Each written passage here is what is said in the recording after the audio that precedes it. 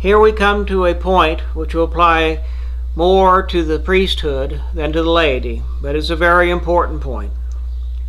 St. John of the Cross says, "Those who are given to intense activity and imagine they can convert the world by their preaching and exterior works would do well to reflect on the following.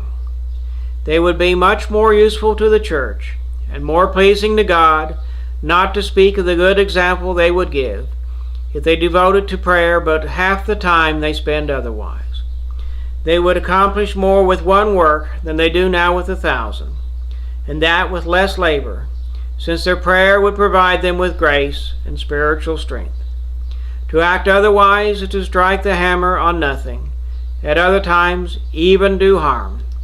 Superficially, activity gives the impression of producing something, but in reality it will have no substantial effect. So true is it that nothing good can be accomplished save by the power of God." You see, preaching alone is not enough. This online seminary course, if that's all I did, it would have no fruit. It has to be backed up by prayer to earn grace for myself and for you who are watching this.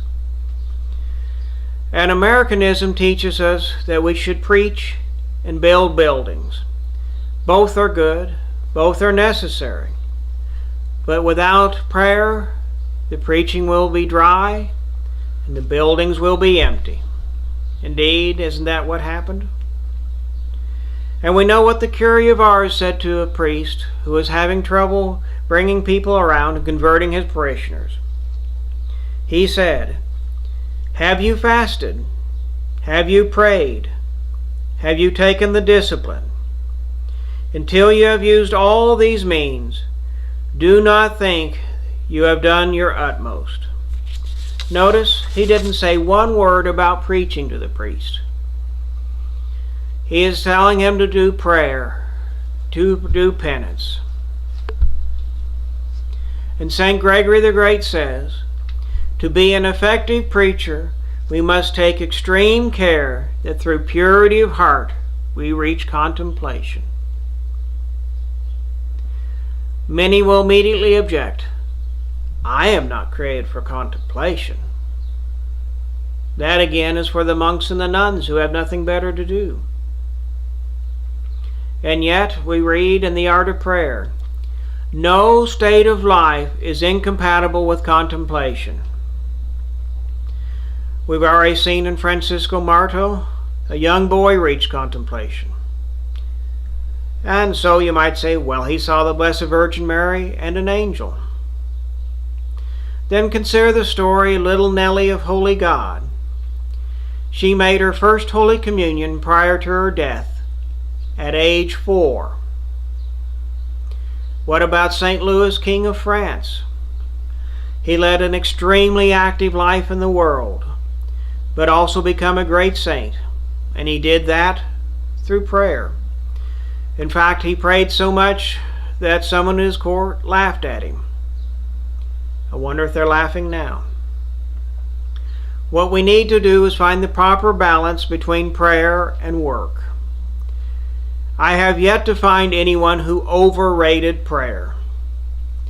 No, the world is unbalanced in that prayer is underrated and relegated to our spare time, if we have any and choose to give it to prayer. As we move forward in this course, we will find that contemplation is as natural to us as breathing. It does not start overnight. Does anything? No, we must start on the road to heaven just as we would start an education to become a doctor. True, few are called to be doctors or even capable of it, but all are called to contemplation, and all are capable of it. Many think of contemplatives as idlers who do nothing worthwhile. Mary Magdalene was praised for being just such an idler. No, contemplatives do far more than we think they do, because we've been underrating prayer, underestimating its power. Father Lucou writes, Man's glory is to think. We will find that meditation is nothing more than thinking our faith. And let us continue from Father Lecoux. And his highest function is to withdraw himself from the material world and to think about God, to contemplate and adore Him. And Jesus said, "My kingdom is not of this world, and neither is ours." For the questions, we ask you to go to onlinecatholicseminary.com.